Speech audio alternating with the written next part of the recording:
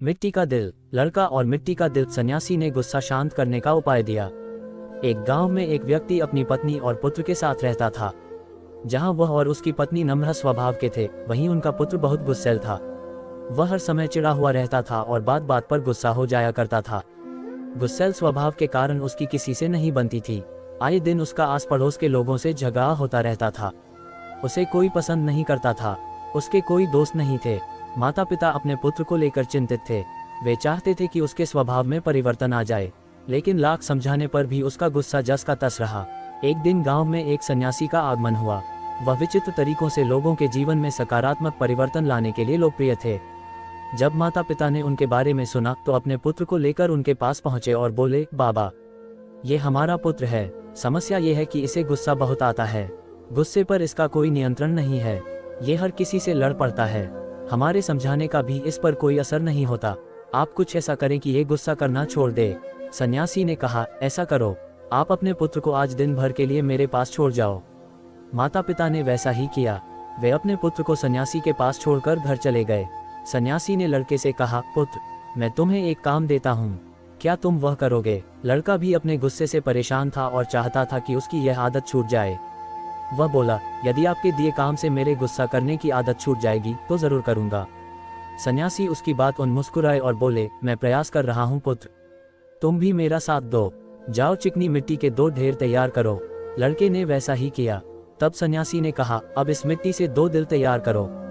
उद्धरण चिन्ह। लड़के को ये काम कुछ अजीब लगा, लेकिन वह सन्यासी की बात मानकर मिट्टी से 2 दिल तैयार करने लगा। दिल बनाते समय कई बार उसके मन में कई बार झुंझलाहट आई। वह सोचने लगा कि मैं यहाँ अपनी गुस्सा करने की आदत छोड़ने आया हूँ और इस सन्यासी ने मुझे किस काम में लगा दिया है।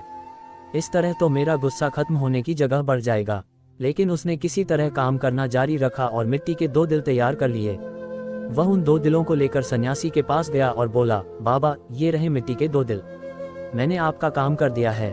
अब मैं जिस उद्देश्य के लिए मेरे माता पिता ने मुझे आपके पास भेजा है, उस पर आइए, उसके लिए कुछ कीजिए। सन्यासी बोला, मैं अच्छी तरह जानता हूँ पुत्र कि तुम यहाँ क्यों आए हो।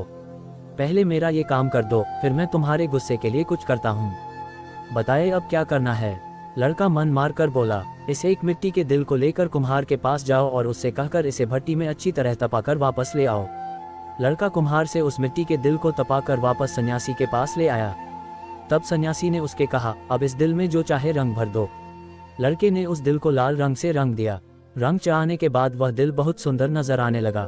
लड़के ने जब अपने दिन भर की मेहनत से तैयार उस दिल को देखा तो बहुत खुश हुआ और सोचने लगा कि सन्यासी बाबा से कहकर मैं इसे अपने घर ले जाऊंगा और अपने कमरे में सजाऊंगा। वह खुशी खुशी सन्यासी के पास गया और वह दिल दिखाते हुए बोला, बाबा देखिए, रंग भरने के बाद ये दिल कितना सुंदर दिखने लगा है। हाँ, ये बहुत सुंदर दिख रहा है। आखिर तुमने इतनी मेहनत से इसे तैयार किया है, लेकिन अब तुम्हें इस दिल पर हथौड़े से चोट करनी होगी। कहते हुए सन्यासी ने एक हथौड़ा लड़के के हाथ में पकड़ा दिया। अपनी दिन भर की मेहनत पर हथौड़ा चलाते हुए लड़के को बहुत गुस्सा आया, लेकिन किसी तरह अपने गुस्से को पीकर उसने उस दिल पर वार कर ही दिया। हथौड़े की चोट से वह दिल टूटकर बिखर गया। लड़के को बहुत दुख हुआ। वह बोला, बाबा, मेरे दिन भर की मेहनत बर्बाद हो गई। लेकिन सन्यासी ने उसकी बात पर ध्यान नहीं दिया और मिट्टी का बना दूसरा दिल उसे देते हुए कहा, अब इस दिल पर भी हथौड़े से वार करो। लड़के ने वैसा ही किया, लेकिन हथौड़े के वार से उस दिल पर हथौड़े का निशान उभर आया, लेकिन वह टूटा नहीं। लड़का आश्चर्यचकित होकर कभी उस दिल को तो कभी सन्यासी को देखने लगा। वह सोचने लगा कि मेरे माता पिता मुझे किसके पास लेकर आ गए। ये सन्यासी बाबा तो मुझे पागल लगते हैं। वह बोला, मेरा पूरा दिन यहाँ बेकार के काम में चला गया। अब मैं यहाँ एक क्षण भी नहीं रुकने वाला। मैं जा रहा हूँ। ठहरो। सन्यासी ने उसे रोका, आज दिन भर तुम्हें जो काम किया उसका वास्तविक अर्थ तो समझते जाओ। लड़का ठिठक गया। सन्यासी उसे समझाते हुए कहने लगे, पुत्र, जिस मिट्टी के दिल पर तुम काम कर रहे थे वह वास्तविक दिल का एक छद्म रूप था। जैसे तुम मिट्टी के दिल को आग की गर्मी में तपाया, वैसे ही अपने दिल को भी क्रोध की भट्टी में तपाते हो। तुम्हें ऐसा लगता है कि इस तरह तुम इस दुनिया के सामान्य मजबूती से खड़े हो, लेकिन ऐसा नहीं है।